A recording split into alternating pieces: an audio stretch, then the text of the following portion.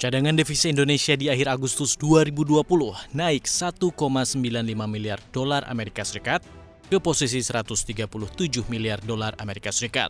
Posisi cadangan devisa tersebut setara dengan pembiayaan 9,4 bulan impor atau 9 bulan impor dan pembiayaan utang luar negeri pemerintah serta berada di atas standar kecukupan internasional sekitar 3 bulan impor.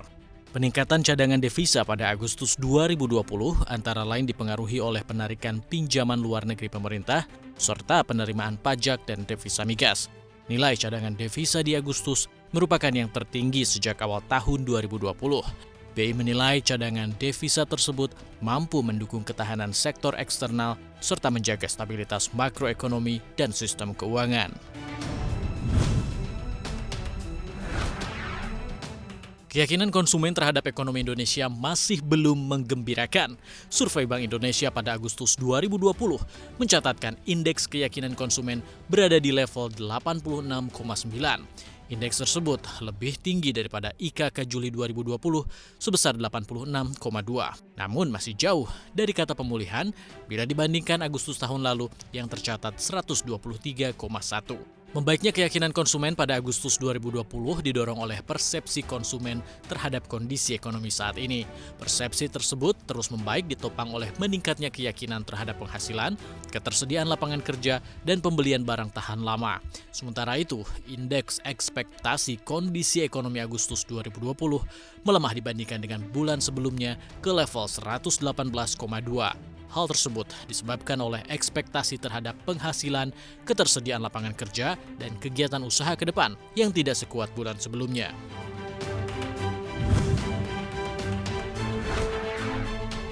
Meski pemerintah banyak menggelontarkan stimulus untuk mendorong daya beli masyarakat, namun penjualan retail di Indonesia masih lesu.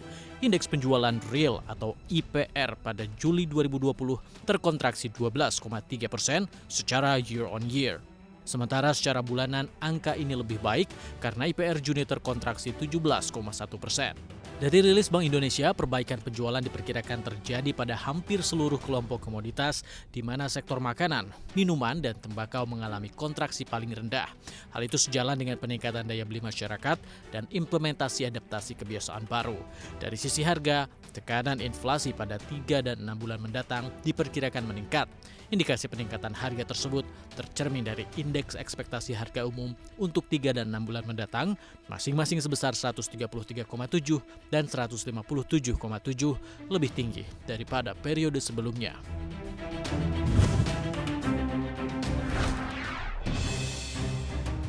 Indeks harga saham gabungan harus terjun bebas setelah Gubernur DKI Jakarta Anies Baswedan menetapkan kebijakan PSBB total per 14 September. Pada perdagangan Kamis 10 September 2020, IHSG harus terkapar di zona merah dan ambles 5,01% ke level 4.891,46. IHSG tak sanggup menahan tekanan jual dari pelaku pasar, dan pada perdagangan sesi pertama, IHSG mengalami penghentian sementara perdagangan atau trading halt setelah indeks terkoreksi 5%.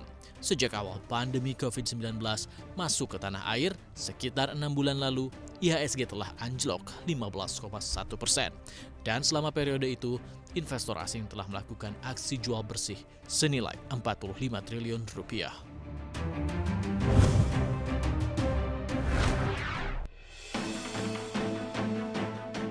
Induk aplikasi TikTok, ByteDance melakukan negosiasi dengan pemerintah Amerika Serikat tentang kemungkinan menghindari penjualan penuh atas operasi TikTok di Amerika Serikat.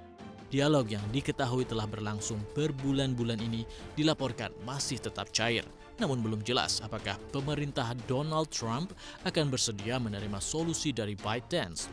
Pihak Gedung Putih menetapkan tenggat waktu penjualan aplikasi video asal China itu hingga 20 September 2020. Ancaman penutupan operasi TikTok pun masih belum dicabut oleh Trump. Di sisi lain, ByteDance mencari jalan keluar untuk bisa memuaskan pemerintahan Amerika Serikat dan China. Lantaran pemerintahan Xi Jinping baru saja mengeluarkan aturan bahwa penjualan perusahaan teknologi negeri tirai bambu itu harus dengan persetujuan pemerintah China.